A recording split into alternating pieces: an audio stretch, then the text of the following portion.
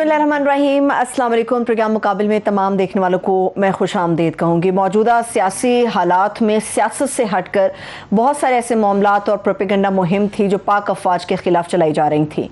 बहुत सारे इबाहम थे और हर जहन में चंद अहम सवालात भी थे जिनके जवाब चाहिए थे। आज DGISPR major general Babar Iftikhar साहब ने जो प्रेस ब्रीफिंग की उसमें बहुत सारे ऐसे सवालात थे जिनके जवाब मिल गए हैं, उसके ऊपर तो हम बात करेंगे। मगर इस मौजूदा क्राइसिस या बहरान हम कह सकते हैं, इस पूरे बहरान के साथ साथ हमारे जितनी भी मुआशी हालात है वो कितने बदतरीन सूरत हाल इख्तियार कर रहे हैं या हमारी मैशत कहाँ पर खड़ी है, इकॉनमी की सूरत हाल क्या है, इसके ऊपर भी हारून साहब का तजिया लेंगे। हारून साहब, मेजर जनरल बाबर इफ्तिखार साहब ने जो प्रेस ब्रीफिंग की है वेरी इंपॉर्टेंट, मगर इस इंपॉर्टेंट ब्रीफिंग का एक नुक्ता मैं लोगों को सुना दूं जरा। अच्छा, पर इसका जरा लोगों को सुनाइए कि आर्मी चीफ के एक्सटेंशन के बारे में हारून साहब का क्या ख्याल था। वापस आके फिर मैं इस पर सवाल करती हूँ।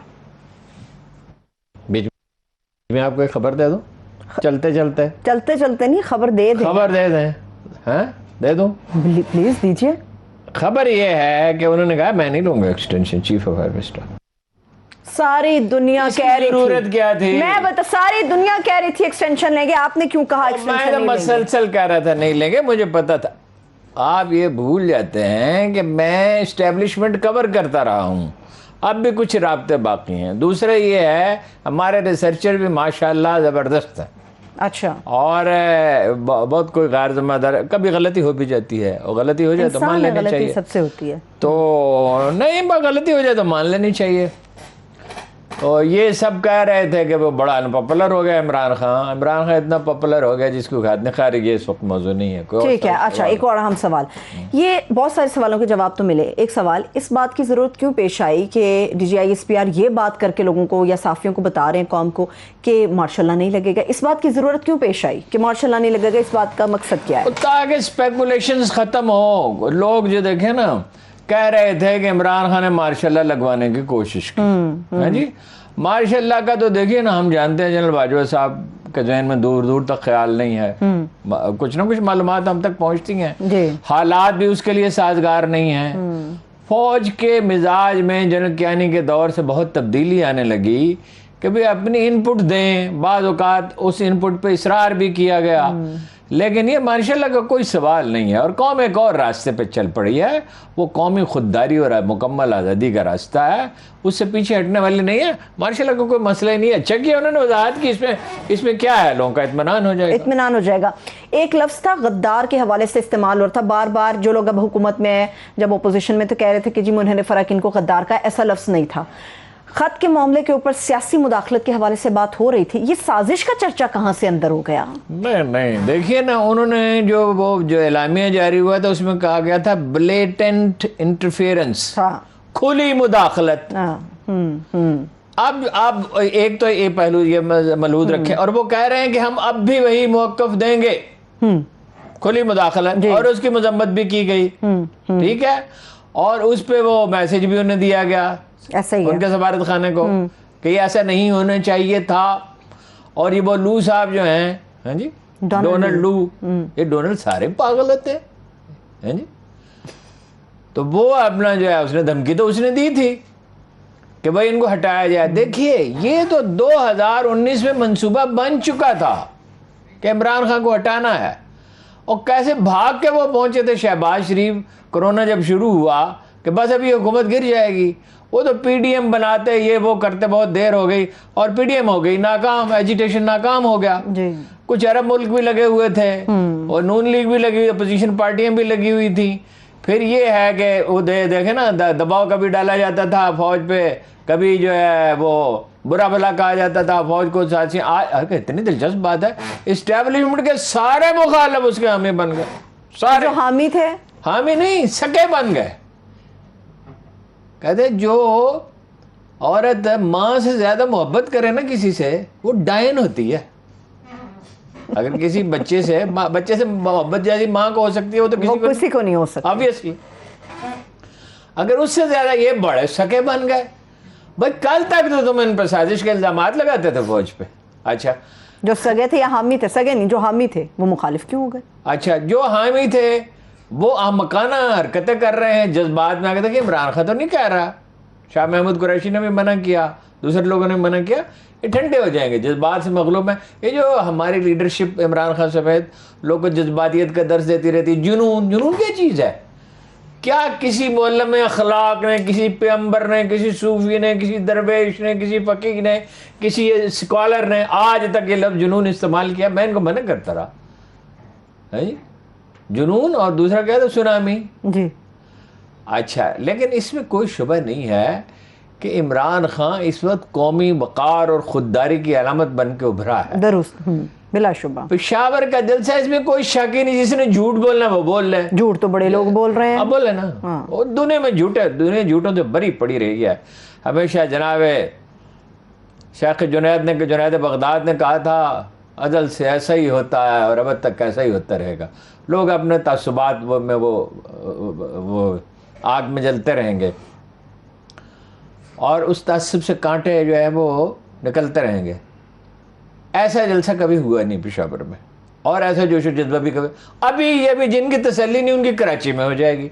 कराची में हमने पता किया, उनका इतना जोश व खरोश है कि नाकाबिल यकीन है। लाहौर में फिर भी कुछ जिनका इत्मीनान नहीं होगा, इसके बावजूद फिर लाहौर में हो जाएगा। लेकिन इमरान खान साहब को चाहिए कि हिकमत से चलें। ये 2020 का मैच नहीं हो रहा, सारी फोर्सेस उनके खिलाफ इकट्ठी हैं। मीडिया में नून लीग का इन्फ्लुएंस बहुत ज्यादा और बढ़ेगा मजीद, तो वो लोगों को निछावर करेंगे ना पैसे, और जो नहीं काबू आएंगे उनका रास्ता रोकने की कोशिश करेंगे, उनको तंग करेंगे, परेशान करेंगे, जो भी बहरहाल करेंगे और पछताएंगे जैसे हमेशा पछताते हैं। आपको याद है नवाज शरीफ का जो पहला दौर हुकूमत था, उसके आखिरी दिनों में रोजनामा जंग के दफातर के बाहर पुलिस खड़ी थी और कागज़ अंदर नहीं जा सकता था, 4 सौ का अखबार छपता था।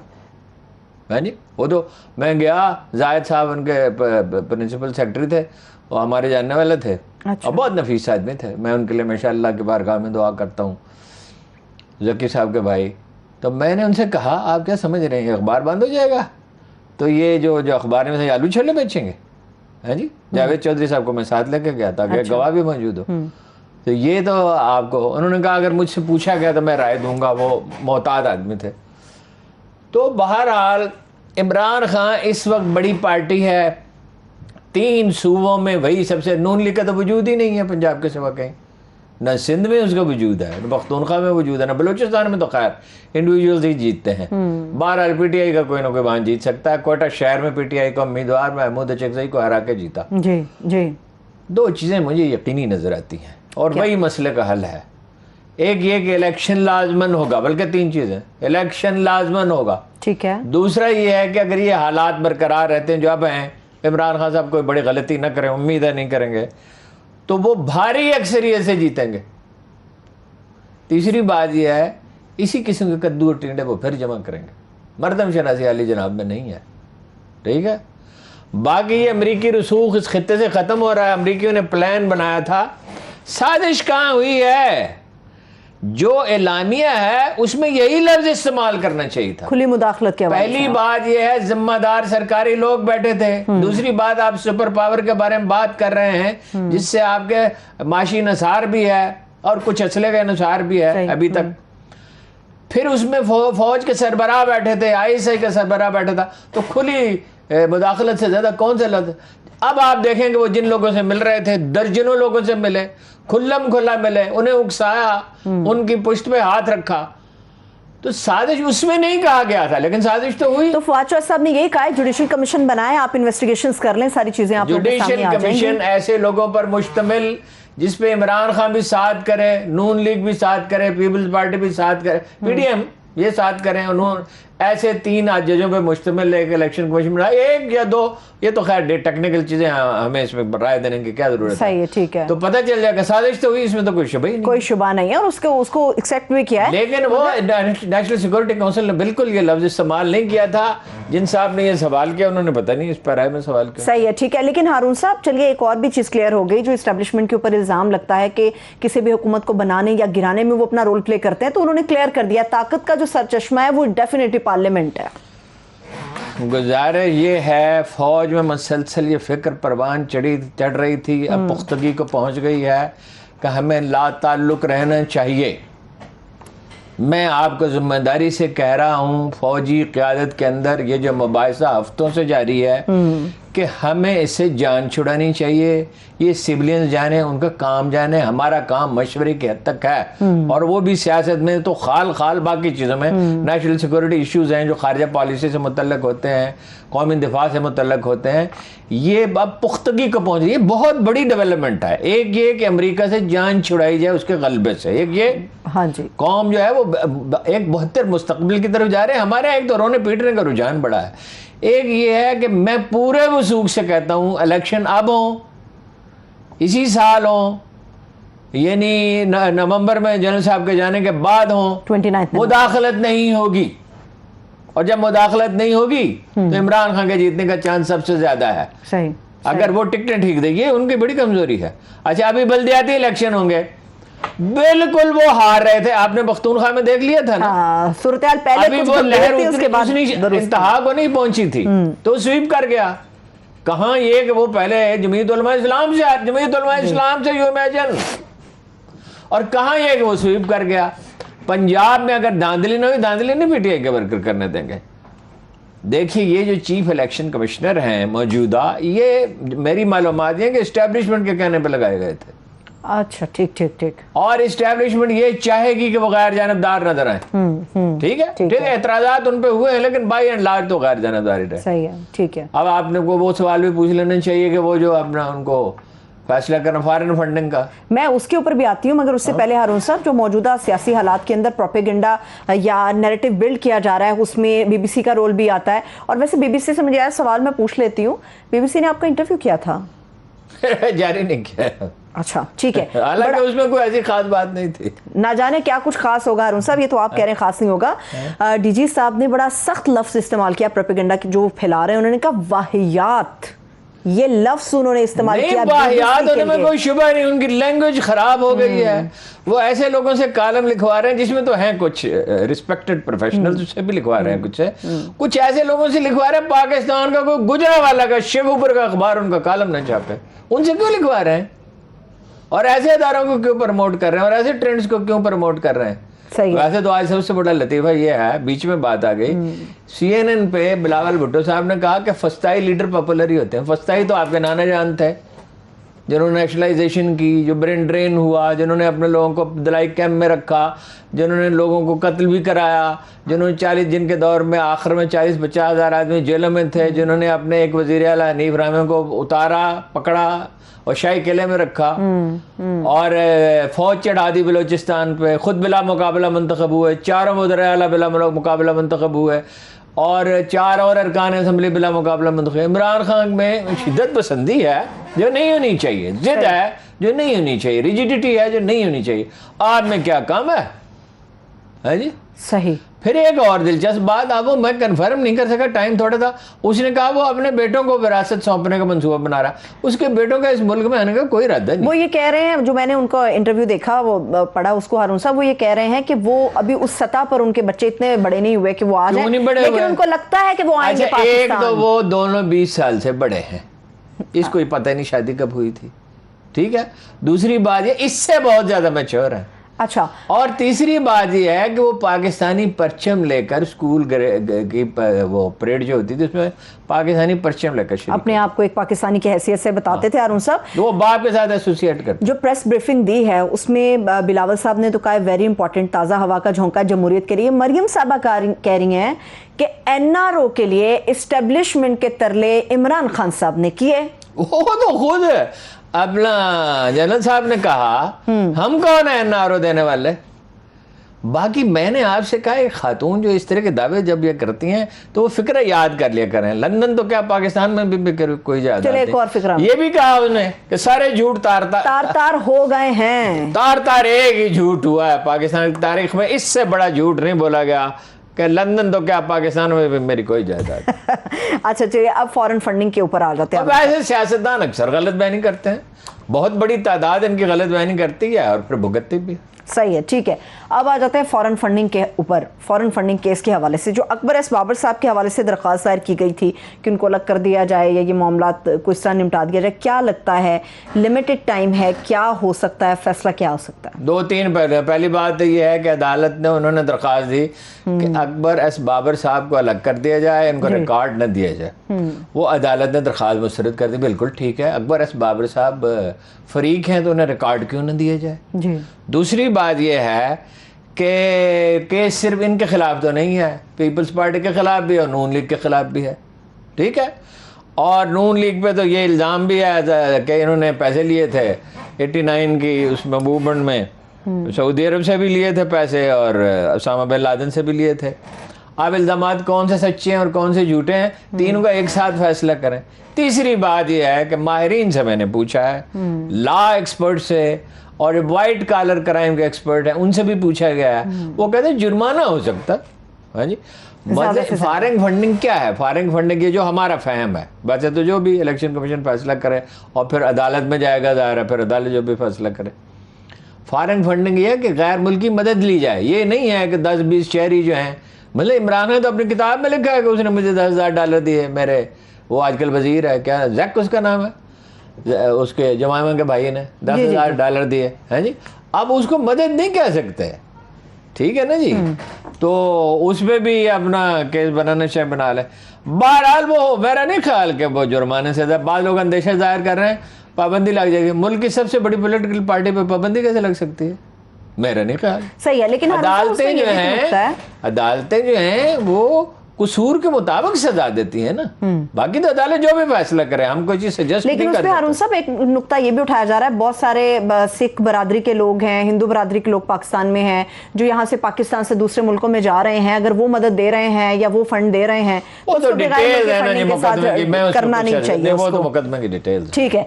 नून लीग का रवैया बड़ा सख्त होता जा रहा है हारून साहब, जैसे ही ये अभी हुकूमत के अंदर आए हैं। अता तारड़ साहब की धमकी बड़ी संगीन है, और फिर लाहौर के अंदर मेजर के साथ जो कुछ हुआ वो भी अता तारड़ साहब को थोड़ी सी नफ्सियाती इलाज की ज़रूरत है। उन्होंने वो मेरिट के, जब इस तरह का झगड़ा हो जाता है तो उस पर ज़्यादा अफसोस ही किया जाता है। ना उन साहब को आवाज़ा कसना चाहिए था, ना इनको मारना चाहिए था। अच्छे भले लोग अरकान असेंबली उठ के एक आदमी को मार रहे हैं। हाँ, ठीक। अच्छा, अब वो दलाइल दिए जा रहे हैं कि मुस्तफा खोकर तो बड़ा ही महजब आदमी है। हाँ महजब ही है, ठीक है, अच्छा आदमी है, लेकिन मारना शुरू कर दिया। अच्छा, उसने भी आवाज़ा कैसा गलत किया, वो कह रहे हैं अब हर एक के साथ यही सलूक होगा। हाँ। तो 7-8 करोड़ आदमी, 22 करोड़ पाकिस्तानी अवाम में से आधे से ज्यादा इमरान खान के आदमी, सबको मारेंगे आप? तारड़ साहब तो हर वक्त इश्ताल की हालत में रहते हैं, हर वक्त। वो कहते हैं हमने 4-5 साल बड़ा बर्दाश्त कर लिया, अब हमें ताकत मिल गई है तो अब हम ये करेंगे। ताकत जब बंदी हो जाती है तो गिर पड़ती है और तबाह होती है, वो अपनी कब्र खोदती है। और ये वो देखो, उसको पकड़ लिया ना, सलमान रफीक को, और हाफिज नुमान उनके गार्ड से पकड़ लिया ना। जी जी। देखिए ना, वो क्या अफसोसनाक वाक़या हुआ कि एक आदमी ने, अगर FIR दुरुस्त है, अपना तारफ कराया मैं मेजर हूँ जी, फिर उसने गाड़ी रास्ते में आ गई थी, वो हट गया, वो चला गया। वो आए दिन जो आदमी कार रखता है, आपके साथ भी होता है, हमारे साथ भी होता है। मैं तो एक्सीडेंट सिवाय एक इस्तिस्नाई वाक़े के कि जो रिक्शा उसने ऊपर ही चढ़ा दिया था, कार के ऊपर ही। जी जी। मैंने जब भी हादसा हुआ उससे कहा चलो छोड़ो दफक, हाँ जी, क्या करना है, इसने दानिस्ता तो कोई किसी को टक्कर नहीं मारता। भाई वो चला गया, आपने उसका पीछा किया, पीछा करके, हालांकि सलमान की शोहरत अच्छी है, मैं आपको बताऊं, सलमान रफीक, हाँ उनकी शोहरत, इनके बालद ये अपने वालिद की उस्ताद तबा पे हैं ज्यादा, ठीक। साद रफीक जो है वो जरा अग्रेसिव हैं, ऐसे भी बहुत गैर मामूली अग्रेसिव नहीं हो जाते हैं किसी वक्त अग्रेसिव। साद के तो बहुत नफीस तबा आदमी, मुझे हैरत है कि क्या अचानक इन्हें हुआ, पता नहीं, ये कोई लैंड क्रूजर में बैठने का असर हो जाता है, पता नहीं है। अच्छा, ये इंतकामी रवैया जो है नुकसानदेह होगा। एनीहो हारून साहब, मुल्क चल किस तरह से रहा है अभी तक? वजारतों का ऐलान नहीं हुआ, कौन क्या बनेगा नहीं पता, ये किस सतह पर चल रहा है? क्या है शहबाज शरीफ साहब का? वो बड़ा खतरनाक है हारून साहब, जो उन्होंने ऐलानात किए वो मैं सारे आपके साथ शेयर कर लेती हूँ। सबसे बढ़कर कोई भूखा ना सोए प्रोग्राम वो बंद करने का फैसला कर लिया गया। वो जो पनागांव में खाना बंटता था, पनागाहें बाकी रहेंगी, जो भूखों को खाना वो बंद कर देंगे। मुख्तलिफ गाड़ियां चलाई जाती थी खानों के लिए, वो बंद। चीनी 10 रुपए महंगी कर दी, घी महंगा हो गया, 7 रुपए महंगा हो गया, फैमिली के नाम इसी से पेट्रोल महंगा किया जा रहा है। ये खबर मैं आपको दे रहा हूँ, अगर चंद दिन नहीं तो चंद हफ्तों में जरूर महंगा कर दिया जाएगा, और 20-25 रुपए महंगा किया जाएगा। अच्छा, खजाना खाली और होने के डीजल बाद 38 रुपए महंगा किया जाएगा। ओहो, खजाना कहाँ खाली है जी? झूठ नहीं 7 बिलियन डॉलर ये छोड़ के गए थे जब नून लीग की हुकूमत खत्म हुई थी, वो 22 बिलियन डॉलर छोड़ के गया है इमरान खान साहब। इनका तजारती खजाना 6.6% था, उनका 6.3% है। वर्ल्ड बैंक कहता है कि 5.1% तरक्की हुई है पिछले साल, और इस साल 4.3% की का इम्कान है। ये जब गए थे तो कितने थे? 46 बिलियन डॉलर तरसीलात ज़र और एक्सपोर्ट मिला के। अच्छा, इस साल होंगे 68 बिलियन डॉलर। इस महीने 2.8 बिलियन डॉलर ओवरसीज पाकिस्तानी ने भेजे हैं। जी, ठीक। अच्छा, ग्रोथ रेट मेजर इंडस्ट्री में, बड़ी इंडस्ट्री में 8% रहा है। ज़राअत में सब जानते हैं कि ऐसी तरक्की की कोई मिसाल नहीं है जैसी इस साल हुई है। ठीक है जी। तो 55 लाख मुलाजमतें पैदा हुई, यानी 3.5 साल में 55 लाख मुलाजमतें। अगर 5 साल पूरे होते तो 70 लाख के करीब हो सकती थी। अब तो मोमेंटम बढ़ गया था, तो 1 करोड़ का उनका वादा था। 1 करोड़ का वादा करके कोरोना के बावजूद अगर 70 लाख मुलाजमतें पैदा हो जाती 5 साल में, तो ये बुरा रिकॉर्ड तो नहीं है। सही है, ठीक है। अच्छा, फिर ये है किसानों को गैर सूदी कर्जे दिए, हजारों आदमियों को वो 5 लाख रुपए के आसान कर्जे मिले। ठीक है। कराची में ग्रीन लाइन बसों का बंदोबस्त हुआ, पानी का बंदोबस्त हुआ, वो सारा वो करके गए थे। ये तो ऐसे ही अब एक सवेरे जाके बस में बैठ गए 7 बजे शहबाज शरीफ साहब कि अभी जल्दी मुकम्मल, आपके मंसूबे उन्होंने मुकम्मल किए। उन्होंने वो ट्रेन भी चलाई जिसमें खसारा ही खसारा है जी, ऑरेंज ट्रेन। पानी का भी बंदोबस्त किया उन्होंने, है जी। नाले भी साफ किए, सड़कें भी बनाई कराची की। पीपल्स पार्टी तो नहीं बनाती, काम करती। पीपल्स पार्टी ने थर में क्या किया? लाड़काना की सड़कें जो हैं उन पर गटर का पानी बह रहा है। पीपल्स पार्टी क्या सफदर साहब ने, कैप्टन सफदर साहब जान कुर्बान तहसीन पेश किया। आपने पढ़ा नहीं? वो कह रहे जान कुर्बान कर सकता हूँ मैं। जरदारी साहब पे वजारत क्या चीज? जरदारी साहब है, देखो वलीउल्लाह जो है ना, इतने बड़े हैं जी, अजीम औलिया में उनका शुमार होता है, तो उन पर वजारतें क्या चीज़ है? असल में बात यह है, मामला नहीं, और भी कुछ उन्होंने इरशाद किया। वही तो कह रही हूँ, उनको मिस बड़ा किया जा रहा था। नहीं, और भी कुछ कहा। मुर्दा बोले तो कफन ही फाड़े। और वो आप कह रहे हैं। नहीं, और क्या कहा उन्होंने? कहा आइंदा इलेक्शन में नून लीग 2/3 अक्सरियत करेगी। 2/3 नहीं, 3/4 अक्सरियत हासिल करेगी। भाई यही जरदारी साहब है। आपके चचा कहते थे कि इनका पेट फाड़ेंगे, इनको सड़कें पे घसीटेंगे। ये इमरान खान ने नहीं कहा था सड़कों पे घसीटूंगा जरदारी को, इनका पेट फाड़ूंगा। अब आप कह रहे हैं उन पर जान, अब अचानक वो वलीउल्लाह हो गए हैं। हमजा छोटे भाई, अलीम खान साहब बड़े भाई हैं। और वो तो मैंने अलीम खान साहब से पूछा आज, ओ भाई अलीम खान साहब, हमने तो जब से आपको बरसों से जानते हैं ना, आपको तलखी करते देखा, लड़ते झगड़ते देखा। उसने कहा उस दिन भी ऐसा कोई वाक़या नहीं हुआ। मैंने कहा सफदर साहब कह रहे हैं, इसमें उन्होंने तबसरा तो कोई नहीं किया। बहरहाल तो सफदर साहब जब बोलते हैं तो आपको पता है ऐसी। चलिए हारून साहब, कई दिनों से मसला बड़ा चल रहा है। बहुत सारे ऐसे इलाके जहाँ पे बिजली की बंदिश है, और कह रहे हैं कि इमरान खान साहब की वजह से पूरा मुल्क जो है, कल के जलसे के हवाले से बात करूंगी, मगर बिजली की बंदिश पे कह रहे हैं ये खान साहब का कसूर है। पूरा मुल्क जो है वो बिजली से महरूम है, जगह जगह बिजली बंद हो रही, कई घंटे कई दिन बिजली नहीं आ रही। खान साहब का कसूर है। इमरान खान के पास कोई थैला है जिसमें बिजली डाल के ले गया है? भाई वही कारखाने हैं, वही सिस्टम है, वही लोग हैं, वही फ्यूल है। वो ज्यादातर तो प्राइवेट अदारे हैं। अब अगर वो ठीक काम नहीं कर रहे तो जो चला रहे हैं उन्होंने ठीक करना है ना, या हुकूमत ने ठीक करने थे, इमरान खान ने ठीक करने थे। और 2 हैं जो LNG पे चलते हैं जी। अब तो आप मौसम ऐसा है, इत्तफाक से मुल्क के बड़े हिस्से में ना हीटर चल रहे हैं ना AC चल रहे हैं। ठीक है, AC भी कम चल रहे हैं, तो बहुत कम चल रहे हैं ना।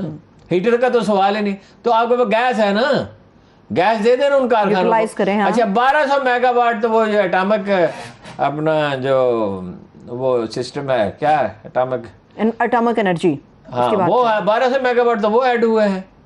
तो मिसमैनेजमेंट जो है वो अचानक उसी 10 मिनट में मिसमैनेजमेंट हो गई। इमरान खान के जाते ही वो बिजली थैले में डाल के ले गया, या कोई बंदों को ले गया, या उसके वफादार बैठे हुए हैं वहाँ उन कारखानों में उन्होंने बिजली की। असल बात यह है कि पैदावार दानिस्ता कम की जाती है, पेमेंट्स हो नहीं सकती, महंगी पड़ती है, बिजली चोरी होती है। बिजली चोरी का इलाज न कभी नवाज शरीफ साहब से हो सका, शहबाज शरीफ साहब से हो सका, न जरदारी साहब से हो सका, न इमरान खान साहब से। बिजली चोरी रोकें, ठीक है। यही अच्छा एक और बात है, ब्रेक से वापस। एक और बात है, LNG जिस कंपनी ने नवाज शरीफ साहब के दौर में जो मुआहदे किए थे फराम करनी थी, वो डिफॉल्ट कर गई $8 पे। वो कहते हैं हम नहीं दे सकते।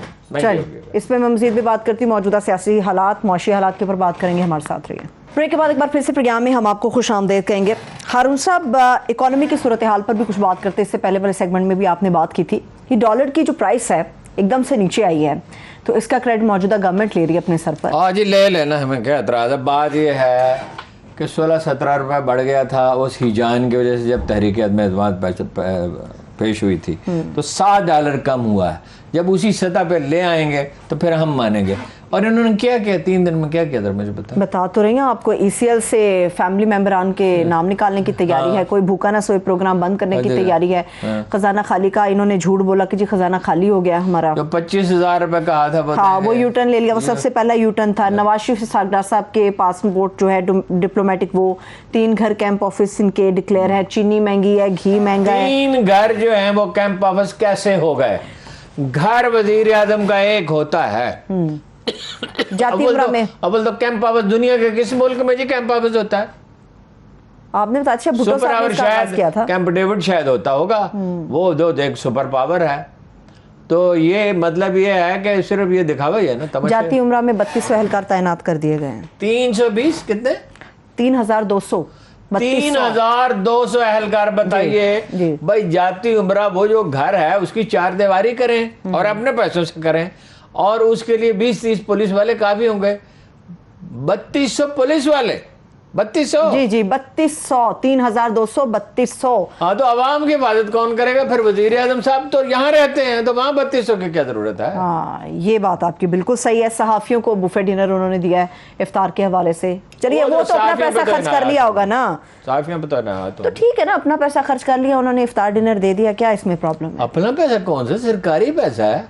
वो नवाज शरीफ साहब एक दफ़ा नमाज पढ़ रहे थे और उनका स्टाफ इस बात पे बहस कर रहा था कि शादी पे जा रहे हैं जाती दोस्त की, तो वो अपना कहाँ से खरीदना है अपना एक छोटा कारपेट है जी। अच्छा। वो सरकारी खजाने से खरीदना है, तो जाने से पहले वो नमाज पढ़ रहे थे, या प्राइवेट खरीदना है इन्होंने जाती। तो मिलिट्री सेक्रेटरी ने कहा भाई प्राइवेट खरीदना, उनके जाती दोस्त हैं। जैसे उन्होंने सलाम फेरा, उन्होंने कहा कौन सा प्राइवेट, सरकारी खजाने से खरीद। अच्छा ठीक है, अगर डॉलर की प्राइस नीचे आ रही है हारून साहब, तो फिर पेट्रोल महंगा होने के हवाले से जो आप बात बता रहे हैं, पेट्रोल महंगा ये करेंगे, ये गैस भी महंगी करेंगे, ये आप लिख लें।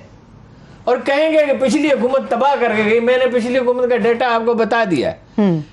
ये इनका $44 बिलियन पे था, वो $68 बिलियन पे। उन्होंने 55 लाख मुलाजमतें भी पैदा की, ज़राअत में तरक्की हुई है, सनत में तरक्की हुई है, ठीक है, सही है। सिंध के हवाले से क्या खबर है अरुण साहब? सिंध के हवाले से क्या बेहतरी आ सकती है? पानी का मसला बहुत ज्यादा संगीन है, जिस तरह से आपने पहले बात की, आपने भाई सिंध में जो है ना, वो कराची के शहरियों को पानी देने के रास्ते में पीपल्स पार्टी की हुकूमत रुकावट है। 1.7%। अब 2.5 करोड़ आबादी है। सिंध की आबादी कितनी है? 6-7 करोड़ होगी। तो 40% आबादी तो सिंध की कराची में रहती है, तो उनका पानी पे हक नहीं है। ये फ्लड इरिगेशन करते हैं, पानी वेस्टेज करते हैं, फव्वारों से पानी नहीं देते। ड्रिप इरिगेशन का तो खैर सवाल ही पैदा नहीं होता। एक तो वो आता है हब डैम से पानी 100 मिलियन, और एक दरिया सिंध से आता है, तो अब 3.4% हिस्सा हो जाएगा। अच्छा। वो कहते हैं जी कि कौमी हिस्से में से दें, कराची को सिंध के हिस्से में से नहीं देंगे पानी, सवाल ही नहीं पैदा होता। उन्होंने 100 मिलियन का K4 बनाया था मनसूबा मुशर्रफ के दौर में, वो नेमतुल्ला खान ने 6 अरब रुपए मंजूर किए थे, उन्होंने 5 अरब में मुकम्मल कर दिया। अच्छा। अब ये कहते रहे कि हम 600 मिलियन के लिए तैयार हैं। इमरान खान साहब ने कहा ये उन्होंने कहा नहीं हम किस्तों में करेंगे, थोड़ा थोड़ा करेंगे, क्योंकि वहां एक वाटर माफिया है, वो हाइड्रेंट्स हैं। वो अगर आप कराची में देखें, इतने बड़े बड़े पाइप नीचे वो टैंकर खड़े होते हैं, वो पानी भर के ले जाते हैं, डिफेंस वाले भी खरीद के पानी इस्तेमाल करते हैं। मुझे ये इत्तेफाक हो चुका है अरुण साहब, डिफेंस में रहते हुए। मुबारक हो आपको, बड़ा बड़ा पैसा मैंने पानी सिर्फ लेने पर खर्च किया अरुण साहब। ठीक है। कराची पैकेज के हवाले से क्या कोई बड़ी पेशरफ्त हो सकी अब तक कराची पैकेज के हवाले से? कराची पैकेज का सड़कें बनी हैं, ग्रीन लाइन बनी है, और बहुत से अखराजात हुए हैं, नाले साफ हुए हैं। छोड़े आगे आगे चलते हैं। कराची पे तो ये कभी मानेंगे ना, सिंध हुकूमत मानेगी ना, नून लीग मानेगी। हालांकि नून लीग के दौर में कोई काम नहीं हुआ कराची में। वो ग्रीन लाइन का मंसूबा इन्होंने आगाज जरूर किया था, मुकम्मल इमरान खान। ठीक है, चले इस पे एक आखिरी सवाल करके फिर मैं चलती हूँ आगे इमरान खान साहब के जलसे पे। कल भी मैंने आपसे ये पूछा था मगर इसका जवाब मुझे नहीं मिल सका कि KCR मंसूबे के हवाले से जो कराची सर्कुलर रेलवे का मंसूबा इन्होंने कहा सी पैक के अंदर शामिल कर लिया जाए, तो आपको लगता है कि इससे कोई बड़ी डेवलपमेंट हो सकती है? क्योंकि सर्कुलर रेलवे पे आला अदलिया के बहुत सारे ऐसे रिमार्क्स हैं कि इसको बहाल किया जाए, इसको बेहतर तरीके से चलाया जा सके कराची के। मैंने उसको स्टडी नहीं किया, इसलिए मैं राय देने से गुरेज कर रहा हूँ। बहरहाल वो खसारे का मंसूबा है। अच्छा। सी पैक में तो वो मंसूबे शामिल होने चाहिए जिससे कुछ आमदन हो, अच्छा, तो बेहतरी आए। सही। और अगर उसको सलीके से चलाएं, और आप इस रेलवे से ये तोक़ो रखते हैं आप साद रफीक को लगा दें, तो वो मुमकिन है कोई ईमानदार। साद रफीक में एक खूबी है कि वो ईमानदाराना राय अक्सर देते हैं। वो जब नवाज शरीफ साहब ने उनसे कहा, 2 मंसूबे बनाए थे नवाज शरीफ साहब ने रेलवे के। एक तो काबुल तक रेलवे लाइन बिछानी थी, काबुल से आगे तक, ताकि वहां से आयरन ओर आ सके जिससे लोहा बनता है, और वो इंडिया तक जा सके। दूसरा उन्होंने बना जिसको कि आर्मी ने मुस्तरद कर दिया और रजिस्ट किया। जनरल नवाज शरीफ साहब ने कहा कि जनरल साहब आप चाहते ही नहीं है। अच्छा। तो जनाब रियाज ने कहा हाँ हम नहीं चाहते, हमारी 80 एतराज़ात हैं इस पर, ठीक है, हमें कोई फायदा नहीं। दूसरा बनाया था उन्होंने रेलवे का मंसूबा मुजफ्फराबाद तक। मुजफ्फराबाद के रास्ते में तो शहर ही कोई नहीं, आबादी कोई नहीं, और कई $बिलियन का था। अच्छा। वो साद रफीक ने उसकी मज़ाहमत की और नहीं होने दिया। अच्छा, ठीक है। कल के जलसे के हवाले से अरुण साहब, कैमरे की आंख ने कुछ और मनाजिर जो थे वो फिल्माए, मगर लोगों जो मुखालिफिन हैं उनके कैमरों की आंखों ने कुछ और मनाजिर फिल्माए। असल हकीकत क्या है कल के जलसे की? असल हकीकत जलसा बहुत बुरी तरह नाकाम हो गए। 200-300 आदमी आए थे। तो हंस के ना बताए ना, दुखी दिल के साथ बताया नाकाम हो गया। भाई वो तो CNN कह रहा है। CNN ने बिलावल से पूछा कि इतना बड़ा जलसा, इतनी जबरदस्त सपोर्ट, तो वो कह रहा हाँ फस्ताई जो होते हैं वो पॉपुलर ही होते हैं, फाशिस्ट पॉपुलर होते हैं। उसने तो खुद तस्लीम किया कि जलसा बड़ा था। वो कह रहे फस्ताई पॉपुलर होते हैं। आप इसकी पहले वजाहत कर चुके हैं, आप भुट्टो साहब के हवाले से बात कर चुके हैं। इमरान खान साहब करने क्या जा रहे हैं कल के जलसे के बाद, क्या लग रहा है आपको? देखिए, इमरान खान साहब जो करने जा रहे हैं वो बिल्कुल अजहर मिन शम्स है। वो कराची में मेरा ख्याल जो जलसा होगा वो पाकिस्तान की तारीख के सारे रिकॉर्ड तोड़ देगा, सिर्फ कराची के नहीं। कराची में बहुत गैर मामूली जोश व खरोश पाया जाता है। MKM ने जो मुआहदा किया है पीपल्स पार्टी से, लोग उस पर शदीद नाराज हैं, क्योंकि उनका ख्याल है कि इससे MKM के लीडरों को फायदा पहुंचेगा, कराची के मकीनों को नहीं पहुंचेगा। ठीक है ना? देखिए ना कराची में मसला क्या है, मुलाजमतें उन्हें नहीं मिलती, जाली डोमिसाइल पे अंदरूनी सिंध के लोगों को दी जाती हैं, जो भलाई नहीं है, लोगों को सिखाना भलाई है। वो एक बड़े लीजेंडरी कैरेक्टर थे ब्रिगेडियर रफीक, पाकिस्तान आर्मी के। उनकी इतनी रिस्पेक्ट थी कि अयूब खान साहब मिलने के लिए गए, मिलिट्री कॉलेज जेलों के प्रिंसिपल थे, तो वो अपना वक्त से पहले चले गए। उन्होंने कहा फील्ड मार्शल साहब से क्या इंतजार करें। अच्छा। या खान साहब ने सलामी लेते हुए सीधे नहीं खड़े हुए, तो उन्होंने ऊंची आवाज से कहा शन जनरल, और दोनों ने उनके खिलाफ कार्रवाई नहीं की। इतना एहतराम उनका पाया जाता था। उनका बेटा जो अभी फौत हुए हैं, जो जनरल कहने के बैचमेट थे, वो नाकाम हो गया SPR में। तो किसी ने कहा मामूली सा कोई नक्स था, तो किसी ने कहा हेल्थ का प्रॉब्लम था या क्या था, तो किसी ने कहा ब्रिगेडियर साहब आपको कौन इनकार कर सकता है। ब्रिगेडियर साहब शेख मुजीबुर रहमान को गिरफ्तार करके लाए थे, और उनके दौर में मिलिट्री कॉलेज जेलम को दुनिया का नंबर 1 मिलिट्री कॉलेज कहा जाता था। अच्छा। भुट्टो साहब की सिफारिश उन्होंने नहीं मानी थी, उसको समझा दिया। कोई जतोइयों का लड़का था, उसको निकाल दिया था। उन्होंने कहा सर ये इसका नंबर 1 है दुनिया में कॉलेज है, हो जाएगा। किसी की भी सिफारिश नहीं मानी। जना अख्तर एक दफा एक सिफारिश की, एक दिन की छुट्टी की अपने साहबजादे के। उन्होंने कहा नहीं सर छुट्टी नहीं दे सकता। ठीक है। तो वो किसी ने कहा ब्रिगेडियर साहब आपको इस आर्मी में कौन इनकार कर सकता है।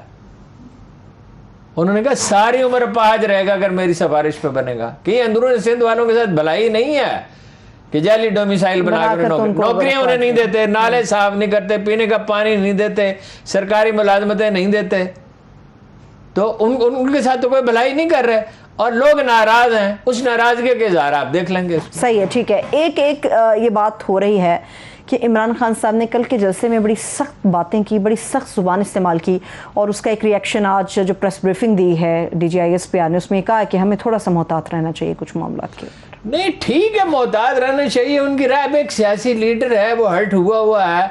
वैसे तो हम कहते हैं उनके कारकुनों को भी मोहतात रहना चाहिए और इसको 2020 की तरह नहीं खेलना चाहिए। एक तवील जंग है, सारी अशराफिया उनके खिलाफ मुत्तहिद है। लेकिन ये एक तो मैंने आपको वजाहत कर दी, फौज फेयर इलेक्शन चाहती है, इलेक्शन चाहती है, फेयर इलेक्शन चाहती है।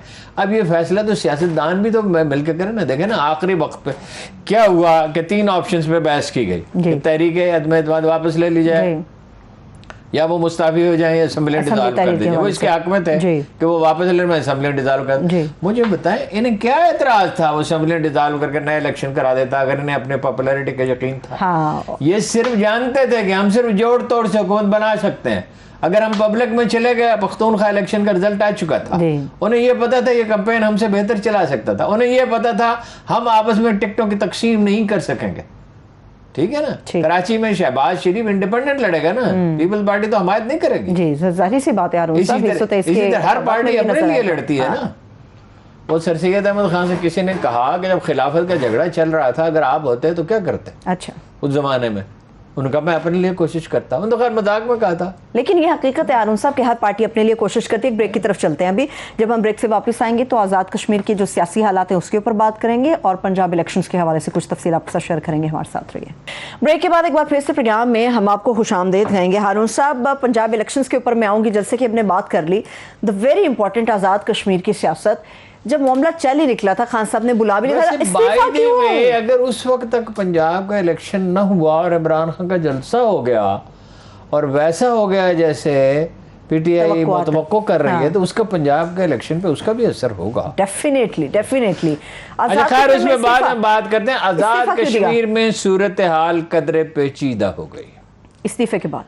हाँ, देखिए ना, वहाँ के आइन के मुताबिक जो मुझे बताया गया है, अगर मैं गलती कर रहा हूँ तो माफ़ी चाहता हूँ, मुझे जो बताया गया है, मैंने जिम्मेदार लोगों से बात की है कि वो अगर तहरीक अदम एतमाद ले जाए, इससे पहले भी एक्सरसाइज हो चुका है, तो पार्टी खुद ही दूसरा नाम तजवीज़ कर देती है और वो मुंतखब हो जाता है। अब हैं अब्दुल कयूम न्याजी साहब, एक सादा से शरीफ आदमी हैं, इन्होंने तजर्बा करने की कोशिश की कि एक और बुज़दार को ला कर बिठा दें। खैर बुज़दार जैसी उनकी शोहरत नहीं है, वो सादा आदमी, शरीफ आदमी। बुज़दार साहब ने तो अपने ज़ाती मुखालिफिन को बहुत तंग किया डेरा गाज़ी खान में, और ठेकेदार भी बनाए नहीं। अब्दुल कयूम न्याजी साहब कोई प्लान नहीं बना सके तरक्की का, कोई काम नहीं कर सके, तो ज़ाहिर है तजर्बा भी नहीं है, वो अपने कॉन्स्टिट्यूंसी तक महदूद रहते हैं। अब उन्हें तो खान साहब ने ये कहा कि भाई आप इस्तीफ़ा न दें। अच्छा, नो कॉन्फिडेंस का मुराद उन पर अदम एतमाद नहीं था। नो कॉन्फिडेंस ये था कि दूसरा उन्हीं का वज़ीर आज़म आ जाए, और वो कोई आमादा भी थे। उन्होंने कहा मुझे बताते ये क्यों, मेरी पोजीशन आपने ख़राब की। बहरहाल उन्होंने इस्तीफ़ा दे दिया है। अब ये नहीं मालूम है कि वो वोट मुखालिफिन को देंगे, इनको देंगे, क्या करेंगे, वहाँ पता नहीं ये कानून है ये नहीं है। कैबिनेट से फारिग क्यों किया उन्होंने? जिन लोगों ने तहरीक अदम एतमाद पेश की थी, गुस्से का इजहार किया है। उसमें तनवीर इलियास साहब। अच्छा, तनवीर इलियास साहब 2 वोट हैं, देखिए 12 हैं पीपल्स पार्टी के, 21 की अपोजिशन है, 7 हैं नून लीग के, अच्छा, और 2 हैं आज़ाद। एहसन इब्राहिम पोते सरदार इब्राहिम के, और सरदार अतीक जो वज़ीर आज़म भी रह चुके हैं आज़ाद कश्मीर में। सरदार अतीक से मेरी बात हुई, उन्होंने कहा मैंने किसी से कोई कमिटमेंट नहीं की। ठीक। सरदार तनवीर इलियास उनके पास गए, पुराने ताल्लुकात का हवाला दिया। सरदार अतीक ने कहा हाँ ताल्लुकात तो हैं पुराने, लेकिन मैंने उनसे कहा पार्टी से मशवरा करूँगा। मेरा ये ख्याल है कि पीपल्स पार्टी को तो वोट देने से वो रहे, उनके साथ उनकी पुरानी एक कशमकश चली आती है कदीम से, तो मेरा ख्याल है वो अंदाज़ा है। आप फैसला तो उन्होंने करना, हम तो अंदाज़ा लगा सकते हैं। लेकिन ये सरदार तनवीर इलियास जब गए उनके पास, हसन इब्राहिम के पास, उन्होंने माजरत कर ली, उनके पुराने ताल्लुकात कुछ अच्छे खुशगवार नहीं रहे। ठीक है, लेकिन ये मेरा ख्याल है कि अगर इमरान खान से रब्ता करे तो मुमकिन है वो वोट दे दे। 12 लाभ होगा इलेक्शन, और इलेक्शन ये 3-4 दिन में हो जाएगा, लंबा काम नहीं है। कागजात नामजदगी वसूल किए जाएंगे और एतराज़ात दाखिल होंगे, और बहरहाल वो अपना एक बड़ी ख़तरनाक इतला कन्फर्म नहीं हो सकी। बताइए। कि 4-5 मेंबर सिंध हाउस पहुंच गए हैं, वही सिंध हाउस में वही काम शुरू हो गया। कन्फर्म नहीं है भाई, मैं पूरे वसूख से नहीं कह रहा, मुझे किसी ने, अब मैं उठ रहा था तो उस वक्त किसी ने कहा कि 4-5 मेंबर उधर पहुंच गए हैं। तो अगर ऐसा है तो ये बड़ी हौलनाक गलती होगी। आज़ाद कश्मीर में नून लीग की हुकूमत थी और इमरान खान ने वो कायम रहने दी, उसके रास्ते में कोई रुकावट पैदा नहीं की। नून लीग ने उसके इख्तियारात में इजाफा कर दिया था, जो अच्छा किया था, और उसको उन्होंने बरकरार रखा, उन पर किसी तरह का दबाव नहीं डाला, उन्हें तंग नहीं किया, बल्कि फारूक हैदर साहब तनकीद करते रहते थे जी, वो तो बड़ी शदीद तनकीद, और अब कहते थे मैं बागी हो जाऊंगा और ये कर दूंगा और वो कर दूंगा। हाँ जी, को हमालिया को उठा के ईवान वज़ीर आज़म पे फेंक दूंगा। यार मिजाज उनका सही है, गुस्से में आ जाते हैं तो सोचते नहीं क्या कह रहे हैं। तो बहरहाल उन्होंने ये नहीं होना चाहिए, इस्टेब्लिशमेंट को भी कॉन्शियस होना चाहिए। ये तमाशा चल निकला, फिर गिलगित बल्तिस्तान में हुआ, फिर ये जब उखाड़ पिछाड़ शुरू थे, फिर ये कहीं रुकते नहीं। लेकिन हारून साहब अमूमन रुझान तो यही पाया जाता है कि विफाकी ज्यादा इम्कान ये है कि सरदार तनवीर इलियास कामयाब हो जाएंगे। ज्यादा लोगों, ज्यादा अखबार को ये कहना है।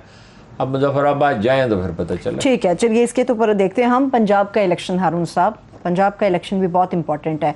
गेम किसी भी कह रहे हैं कि लम्हे बदल सकती है, और अभी तक 50-50 का मैच है। उसमें एक बात होता है कि इस्टेब्लिशमेंट कोई मुदाखलत नहीं करेगी। बाकी हकायक हम पहले ही वाज़ेह कर चुके हैं कि 186 वोट किसी के पास नहीं है। अगर उन्होंने कुछ लोगों को काबू किया हुआ था, इन्होंने भी काबू किया हुआ है, और वो हुकूमत हमजा बना तो सकते हैं, मगर चलाएंगे कैसे?